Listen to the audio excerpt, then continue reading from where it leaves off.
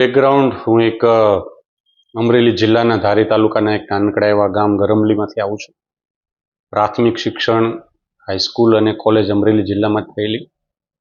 બાકીનું higher education Saurashtra university રાજકોટથી થયેલું. શિક્ષણમાં લગભગ અલગ અલગ કક્ષાએ 12 વર્ષ સુધી પ્રાથમિકથી શરૂ કરી અને પીજી ટીચર તરીકે એટલે પોસ્ટ ગ્રેજ્યુએશન એમએડના સ્ટુડન્ટને પણ ભણાવવાની તક મળેલી.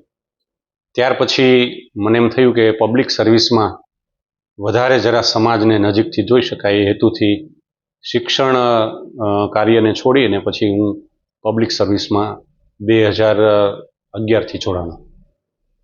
ગુજરાત પોલીસમાં ડીવાયએસપી તરીકે જોઈન્ટ થયો. ત્યાર પછી 2017થી મારું આઈપીએસ નોમિનેશન આવ્યું. આજે જૂનાગઢમાં એસપી તરીકે છેલ્લા 1 વર્ષથી અહીંયા કાર્યરત છું. સર, આઈપીએસ બનવા માટે મેં ઇંગ્લિશ સાથે આગળ અભ્યાસ કર્યું. પછી હાયર સેકન્ડરીમાં અને એક યુનિવર્સિટીના કેમ્પસમાં કામ કર્યું. આ દરમિયાન એવું થયું કે પબ્લિક સર્વિસમાં આપણે કામ કરીએ તો હજુ વધારે સમાજમાં વિશાળ ફલક ઉપર કામ કરી શકે એ હેતુથી 2001માં જ્યારે પ્રથમવાર જીપીએસસીની જાહેરાત આવી એ વખતે હું દમણમાં સેન્ટ્રલ સ્કૂલમાં ટીચર તરીકે હતો. પ્રથમ પ્રયાસમાં પાસ ન થયો એટલે પછી બીજો પ્રયાસ 2007માં જે જાહેરાત આવી એમાં કર્યો અને પછી મેં ડીવાયએસપીનું ઓપ્શન આપ્યું અને 2010માં મારું સિલેક્શન થયું.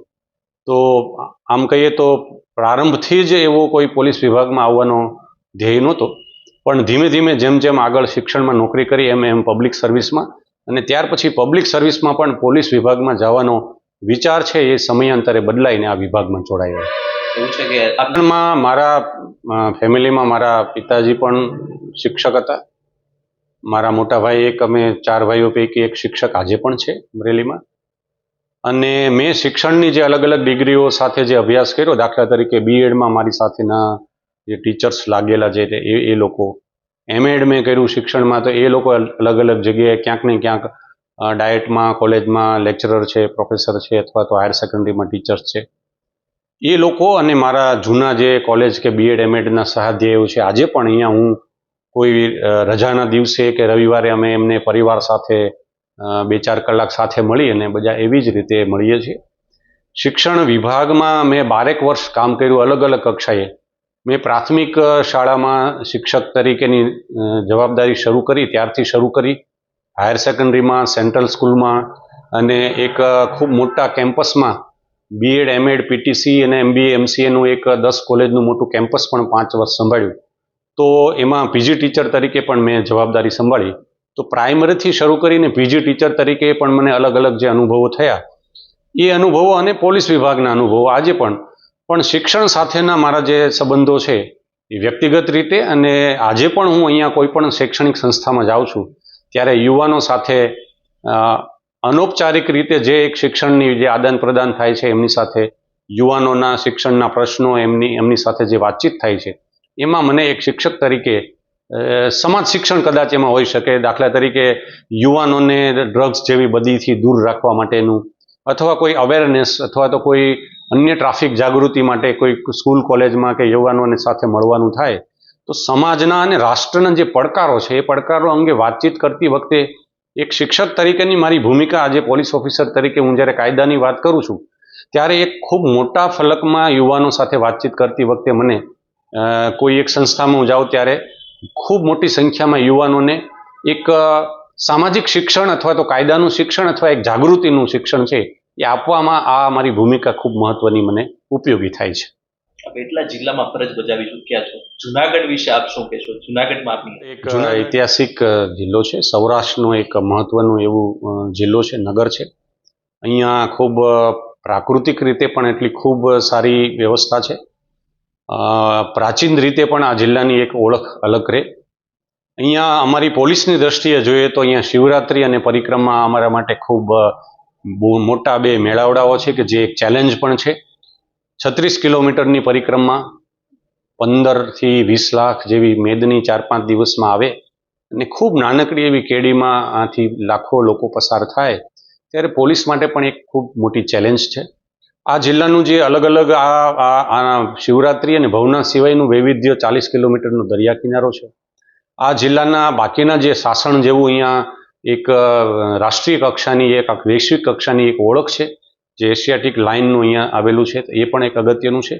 તો આ બધામાં આ જિલ્લાના જે કામ કરવાના એવા પડકારો પણ પોલીસ વિભાગ માટે પણ છે.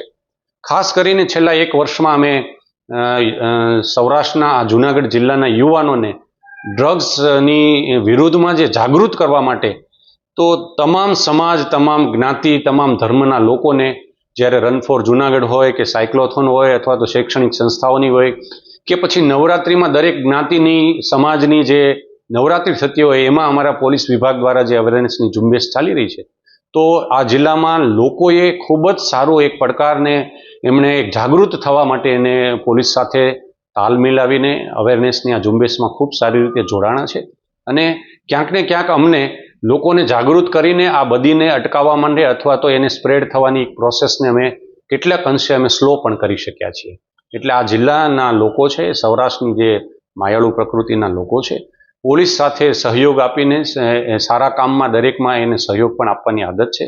અને જે કંઈ અહીંની ધાર્મિક સંસ્થાઓ છે એ પણ એક ખૂબ ભાવનાઓ સાથે અને અલગ અલગ તહેવારોને અલગ અલગ રીતે ઉજવવાની એક પરંપરાગત રીતે જે સૌરાષ્ટ્રની પરંપરાઓ છે એ તમામ પરંપરાઓ અહીંયા જુનાગઢ જિલ્લામાં પણ જોવા મળે છે. અલગ હોય છે, ત્યાંની સમસ્યાઓ અલગ હોય છે, પોલીસિંગ પણ એ પ્રકારનું હોય છે.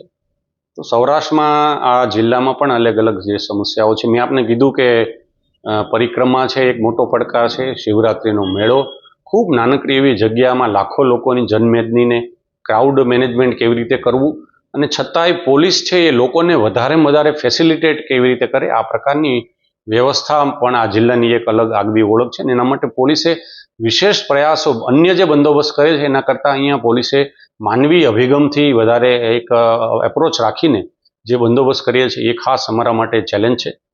એક નળપાણીની ઘોડીએ ગયા વર્ષે જે એક પડકારરૂપ ઘટના હતી ને એ વખતે જોગાનું જોગ હું અને મારી સાથેની જે લગભગ 25થી 30 પોલીસ અને અધિકારીઓની જે ટીમ હતી, એ વખતે સાંજના 5-6 વાગ્યાથી શરૂ કરીને રાત્રિના 11 વાગ્યા સુધીમાં લાખો લોકોને જે એક બચાવ કાર્ય માટે અને કોઈ મોટી દુર્ઘટના બનાવવા માટે આ અમારા માટેનો ખૂબ યાદગાર અને એક સારી ઘટના છે.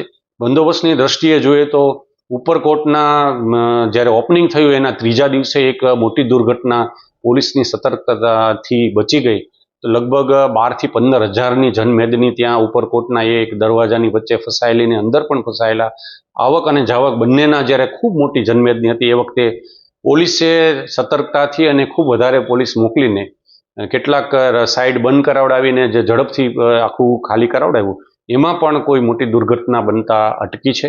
આ સિવાયના ડિમોલેશનની વાત હોય કે કોસ્ટલ સિક્યુરિટીની વાત હોય, આવા જે પડકારો છે આ જિલ્લામાં, તો એમાં પોલીસને ઘણી રીતે સફળતા મળી છે.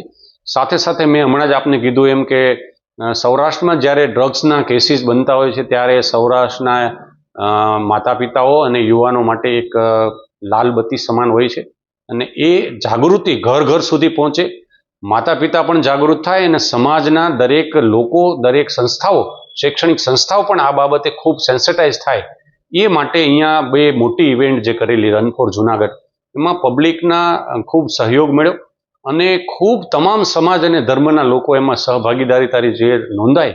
તો મને એમ લાગે છે કે પ્રત્યક્ષ અને પરોક્ષ જે રનર્સ જે ભાગીદારી થઈ એમાં લગભગ 25,000 જેટલા અને બાકીના લગભગ 30,000 જેટલા લોકો રસ્તા ઉપર 28 જેટલા વિવિધ કલ્ચરલ સ્ટેજની સાથે જે અલગ અલગ જ્ઞાતિના લોકો જોડાયેલા, એ ખૂબ જ રીતે અમારો જે હેતુ હતો કે આ જિલ્લાના તમામ ઘર ઘર સુધી આ એક ડ્રગ્સ અવેરનેસની ઝુંબેશ પહોંચે, એમાં એ ઇવેન્ટ અમને ખૂબ સફળતા. તો એ છે કે જ્યારે કોઈ કમિટમેન્ટ સાથે આપણે કોઈ પ્રયાસ કરતા હોઈએ છીએ ત્યારે સફળતા અચૂક મળે છે. સરકારી વહીવટી સેવાઓમાં જ્યારે જે લોકો જોડાવા માટે કોઈ પણ કક્ષાની, કોઈ પણ કેડરની આપણે વ્યવસ્થામાં જોડાઈએ છીએ, ત્યારે હંમેશા આપણે લોકશાહીના એક સેવક, રાજ્ય સેવક તરીકે આપણે જોડાતા હોઈએ છીએ. તો લોકશાહીમાં લોકો છે એ લોકો કેન્દ્રિત છે, આખી વ્યવસ્થા છે એ પીપલ સેન્ટ્રિક આપણી વ્યવસ્થા છે. તો હંમેશા દરેક કક્ષાએ, દરેક કેડરમાં આપ હોય તો એ નવા જોડાનાર લોકો, એમને કદાચ બહારથી એમ લાગતું હોય કે આ એક ભબકાદાર પોસ્ટ છે અથવા તો હું સરકારીમાં જોડાઈ જાઉં એટલે નિશ્ચિંત થઈ જાઉં, પણ એવું હોતું નથી. તમારે હંમેશા લોકોને વધારે સેવાઓ કેવી રીતે આપી શકાય એ પ્રકારના માઇન્ડસેટ સાથે લોકો જોડાય જેથી કરીને લોકશાહીની જે એક્ઝિક્યુટિવ બોડી છે આખી, જે 3 પાયાઓ છે એ પૈકી અમલીકરણની, એમાં દરેક કર્મચારી અધિકારી છે એનો એક ભાગ છે. અને જે કંઈ સરકારના નીતિ નિયમો છે એનું ઇમ્પ્લિમેન્ટેશન, પોલીસ હોય તો લો એન્ફોર્સિંગ એજન્સી છે, તો કાયદો અને વ્યવસ્થા માટે પોલીસ વિભાગે જે કાર્ય કરવાનું હોય છે, તો જે કંઈ સરકારી ખાતામાં અથવા તો સરકારી નોકરીમાં જોડાવનાર જે યુવાનો છે એમણે એવા માઇન્ડસેટ સાથે આવવું જોઈએ કે આપણે અહીંયા લોકોને કંઈક આપવા માટે, જે વ્યવસ્થા છે એને સુધારવા માટે અને લોકોને કેવી રીતે મદદરૂપ થઈ શકીએ વ્યવસ્થામાં રહીને, એ હેતુથી ને એવા માઇન્ડસેટ સાથે જોડાવાનો પ્રયાસ કરે તો મને એમ લાગે છે કે લોકશાહીમાં પણ આવા યુવાનો રાષ્ટ્રની ઉન્નતિ માટે યોગદાન આપી શકે. ફરી પાછો સેક્શન એમાં એવું છે, આમ તો હવે દરેક કામમાં તમારે મેક્સિમમ આઉટપુટ ઇન્વોલ્વમેન્ટ સાથે આપવું એ પાયાની જરૂરિયાત છે. કોર્પોરેટ વર્લ્ડમાં હોય તો પણ એમાં તમારી અલગ પ્રકારની સમય આપવો પડતો હોય છે, અને સરકારીમાં હોય તો પણ. પોલીસ વિભાગ એક એવું વિભાગ છે, શિક્ષણ વિભાગ કરતાં કે અન્ય જે સિવિલિયન વિભાગો છે એમના કરતાં ખૂબ વધારે ને આકસ્મિક સેવાઓ છે. 24 કલાક રાઉન્ડ ધી ક્લોક. એમાં જેમ જેમ સિનિયર ઓફિસર હોય એમને પણ રાત્રે, દાખલા તરીકે ડિસ્ટ્રિક્ટ હેડ તરીકે કોઈ પણ ઘટના બને જિલ્લામાં તો એ રાત્રે પણ ફોન આવી શકે. તો એવું નહીં વિચારી શકાય રાત્રે જવું પણ પડે, રજાના દિવસે પણ બહાર જવું પડે. તો એ કોન્સ્ટેબલથી શરૂ કરીને જિલ્લા પોલીસ વડાએ પણ કોઈ પણ બનાવ બને અથવા તો એવા બંદોબસ્ત હોય તો રાઉન્ડ ધી ક્લોક એમાં કામ કરવું પડે. હવે આ બધાની વચ્ચે જ્યારે આપણે જવાબદારી સ્વીકારી છે, જ્યારે આપણી પસંદગીથી આપણે જ્યારે જોડાણા હોય ત્યારે એને કેવી રીતે બેલેન્સ કરવું ફિઝિકલી અને મેન્ટલી, એના માટે દરેક વ્યક્તિ પોતાની રીતે એના નુસ્ખાઓ છે અથવા તો એની પદ્ધતિઓ છે શોધી લેવી જોઈએ. મારી વ્યક્તિગત વાત કરું તો શિક્ષણ વિભાગ કરતાં અહીંયા મારે કામનું ભારણ પણ વધારે હોય, અને અહીંયા જે ઇસ્યુઝ આવતા હોય છે એ ઘણા સ્ટ્રેસફુલ અને ટ્રિકી પણ હોય છે, કે જે તમને સ્ટ્રેસફુલ વાતાવરણ પણ હોય. એક સાથે એવા ઇવેન્ટ થાય, ટોળું પણ હોય, કાયદો અને વ્યવસ્થાના પ્રશ્નો હોય, એ વખતે કેટલાક સમયે લાંબો સમય સુધી જ્યારે પ્રજાની ડિમાન્ડ હોય, એવા સંજોગો હોય, ત્યારે કેટલીક વાર તો એવા પણ સંજોગો બને કે 48 કલાક સુધી ઘરે પણ ન જઈ શકાય, અને જ્યાં હોય ત્યાં નાનું મોટું જે કંઈ ખાવાનું મળે એ લઈને પણ તમારે આમાં ઇન્વોલ્વ થવું પડે. એવા વખતે પછીના સમયમાં જે કંઈ પણ મેડિટેશનથી માંડી અને તમારા વ્યક્તિગત રીતે ખાસ તો તમારા સારા ઈરાદાથી કરેલા કૃત્યો છે એ તમને ફિઝિકલ મદદરૂપ થતા હોય છે. એક્સરસાઇઝનો રેગ્યુલર સમય ન પણ મળી શકે. પોલીસ વિભાગ એક એવું છે કે તમને ઈચ્છા થાય એવા સમયે દરરોજ સવારે ઉઠીને વહેલા જ ઉઠીને, કારણ કે રાત ઉજાગરો પણ કરવો પડે ત્યારે સવારે નિયમિતતા નથી રહેતી, તો એવા સમયે જે સમયે ટાઈમ મળે ત્યારે એ સમય કાઢીને ફિઝિકલ એક્સરસાઇઝ અને સાથે સાથે મેન્ટલ જે છે હેલ્થ, એના માટે ખૂબ જ અગત્યનું છે કે ક્યાંક ને ક્યાંક સારા વિચારો, સારું વાંચન, સારું સાંભળવાનું જે સમયે મળે ત્યારે અનુસંધાન, સારી વ્યક્તિઓ મળે તો એમની પાસેથી કશુંક સારું મેળવવું, અને સાથે સાથે થોડા મેડિટેશન અને જે કંઈ આપણી પરંપરાઓ છે યોગાની સાથે, તો એ મેળવીને તમારું બેલેન્સ કરી શકાય. એ પદ્ધતિથી આ બધાની વચ્ચે પણ બેલેન્સ રાખવાનો પ્રયાસ છે. સતત પ્રયાસ કર્યા વગર થતું નથી, તો સતત એના પ્રયાસ. ઇન્જરી કરતાં એક બનાવ એવો છે કે જ્યારે મારું સિલેક્શન ડીવાયએસપીમાં થયું એ વખતે મને લગભગ 20થી વધારે ડૉક્ટર્સે મને બંને હિપ જોઈન્ટમાં રૂમેટોઇડ આર્થરાઇટિસ થયેલું, અને ઘણા બધા ડૉક્ટર્સના ઓપિનિયન એવા હતા કે આ છે ને આની કોઈ લાઇન ઓફ ટ્રીટમેન્ટ નથી, એટલે તમે પોલીસ વિભાગમાં. એ વખતે હું બિલકુલ બેડ રિડન હતો, એકદમ પથારીવશ, અને એક બાજુ મારું સિલેક્શન થયું હતું એટલે મારી ટ્રેનિંગ પણ શરૂ થવાની હતી. આ સંજોગોમાં ઘણા 1-2 ડૉક્ટર્સ મને ખૂબ પોઝિટિવ પણ ઇનપુટ્સ આપ્યા કે ભાઈ આની એલોપેથીમાં લાઇન ઓફ ટ્રીટમેન્ટ નથી, તો તમે ઓલ્ટરનેટ મેડિસિનમાં જઈ શકો. અને એ વખતે આયુર્વેદ, હોમિયોપેથ એની મદદની સાથે સાથે કેટલીક મેડિટેશન અને વિઝ્યુલાઇઝેશન એવી જે આપણી માનસિક બળ મળે એ પ્રકારે પણ એના પ્રયાસો કર્યા.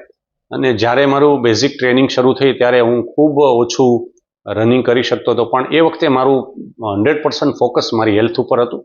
અને જ્યારે ટ્રેનિંગ પૂરી થઈ પછી કમાન્ડોની ટ્રેનિંગ પણ ખૂબ સારી રીતે પૂરી કરી. તો યુવાનોને જે મારે વાત કહેવાની છે આપના માધ્યમથી, કે આ છે એ પરિસ્થિતિના પડકારો છે એ કોઈપણની સામે કોઈ પણ સમય આવી શકે છે. આવા પડકારોમાં તમે મેન્ટલી કેટલા આપણે બેલેન્સ રહી શકીએ છીએ એ આપણને એમાં સફળતા તરફ દોરી જતા હોઈએ છીએ. એ આપણી હેલ્થ હોય કે એ આપણા વ્યવસાય હોય કે આપણા સંબંધો હોય, અથવા તો આપણે જે જગ્યાએ રહેતા હોય એના આપણા ક્યાંક ને ક્યાંક કૌટુંબિક સંજોગો હોય, ક્યાંક એવી આકસ્મિક ઘટનાઓ બનતી હોય છે. અને એ એક વ્યક્તિ સાથે બનતી નથી, કુદરતી કોઈ પણ વ્યક્તિ સાથે બની શકે છે.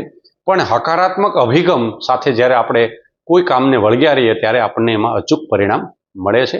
અને આ જ અભિગમ સાથે મેં જ્યારે પ્રયાસો કર્યા ત્યારે એ પરિણામ મને પણ મળ્યું.